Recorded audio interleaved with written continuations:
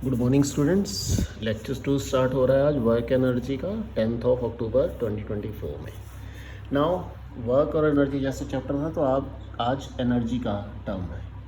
Energy का मतलब क्या होता है? The capacity to do work. Even आप खड़े होते हो, सोते हो, खेलते हो, हर काम के लिए आपको एनर्जी चाहिए। यानी आपके अंदर कितनी कैपेसिटी है कोई काम करने के लिए, वो आपकी एनर्जी से डिस्क्राइब होता है। ठीक है, जैसे वेट लिफ्टिंग कोई करता है जिम में जाकर, वो कितना वजन उठा सकता है, जिसकी जितनी एनर्जी होगी वो उस हिसाब से उठा पाएगा। वर्क की तरह इसकी यूनिट भी होती है जूल। ठीक है, there are different forms of energy. जैसे कोयले से एनर्जी मिलती है उसे कोयल एनर्जी बोलते हैं, पानी से मिलती है उसे हाइड्रो एनर्जी बोलते हैं। ठीक है, पेट्रोलियम एनर्जी है, सोलर एनर्जी है, केमिकल एनर्जी है, मैकेनिकल एनर्जी है, sound energy, wind energy, bio energy. तो there are different types of energy जो हमारे आसपास है। Sun which is the ultimate source of energy, यानी इससे बड़ा सोर्स तो कुछ है ही नहीं। अल्टीमेट सोर्स है, यानी दुनिया के अंदर किसी भी फॉर्म के अंदर अगर एनर्जी है उसको अर्थ के ऊपर जनरेट करने का सारा काम सन ने किया हुआ है। इवन इनमें से भी किसी का भी नाम ले लो आप, वो मैं रिलेशन करके बता दूंगा आपको कि ऐसी है, सन से ही किसी तरह रिलेटेड। जैसे कोयला है, कोयला धरती के नीचे से ही निकल रहा है, और वो कब बना था? वो हाई प्रेशर लो टेम्परेचर की वजह से कंडेंस होता होता होता होता ही कन्वर्ट हुआ है। बना किस तरह से? पेड़ पौधे लाखों साल पहले दब गए थे ज़मीन के नीचे, वो कन्वर्ट हो कर कोल कन्वर्ट हो रहे हैं। और पेड़ पौधे किससे बनते हैं? सनलाइट से, फोटोसिंथेसिस करते हुए पनपते हैं, खाना उन्हीं के थ्रू आता है। इस तरह हाइड्रो एनर्जी यानी पानी किस तरह से बनता है?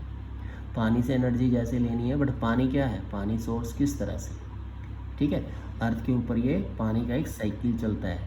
ठंडी गर्म होने की वजह से बादल बनते हैं, हवा चलती है, फिर पानी समंदर के अंदर, समंदर से पानी फिर ऊपर नीचे, इस तरह साइकिल चलते हैं। यानी सारे ये सोर्सेज हैं एनर्जी के, और सन भी एक तरह का सोर्स ही है हमारा। आप इतना याद रखो एनर्जी।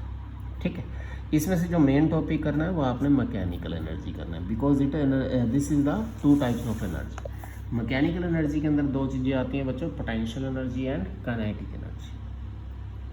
पोटेंशियल एनर्जी का मतलब क्या है?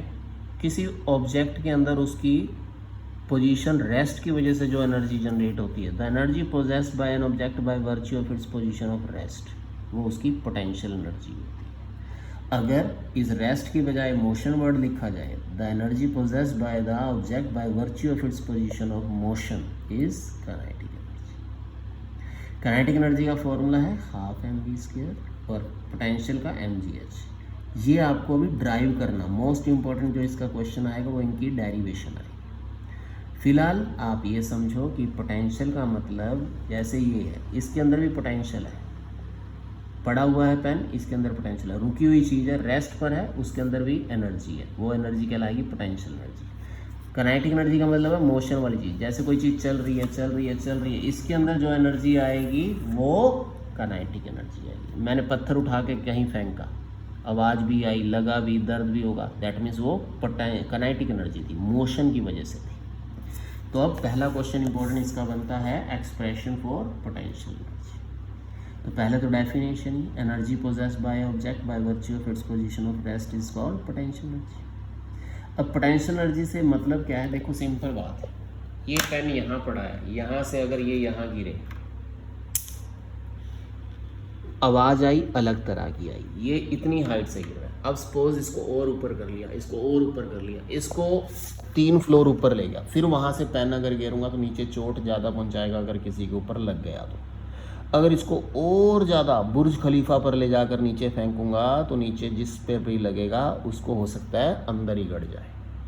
यानी जितनी इसकी ऊंचाई बढ़ती जाएगी उसके अंदर तो ऑटोमेटिकली पेन वही का वही है, हाइट बढ़ने से एक्चुअल में इसके अंदर एनर्जी ज़्यादा से ज़्यादा बढ़ती चली जाती है। वही चीज़ अब हम प्रूव करेंगे। सबसे पहले let us consider a stone.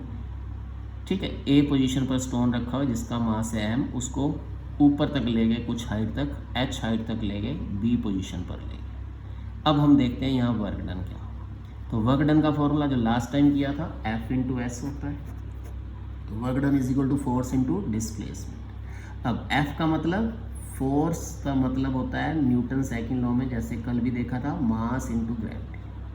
mg, और डिस्टेंस तो s है ही है, s यहाँ कितना डिस्टेंस चला है h, तो f की जगह mg और s की जगह h, तो f mg, s की जगह h, तो w क्या आ जाएगा, w is equal to mg h। ये है formula derivation potential energy. Shortcut में पोटेंशियल एनर्जी को लिखते हैं P। तो एनर्जी पोटेंशियल एनर्जी किसके इक्वल है, mgh।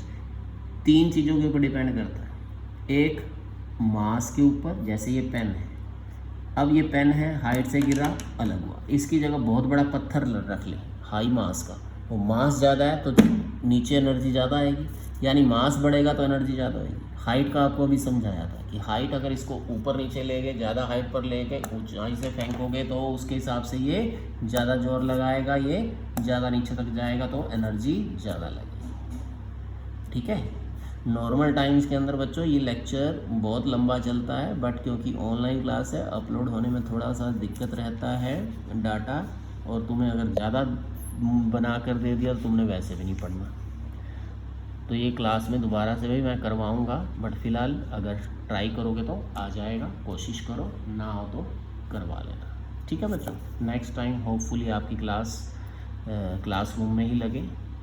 Late hope for the best. Okay, thank you.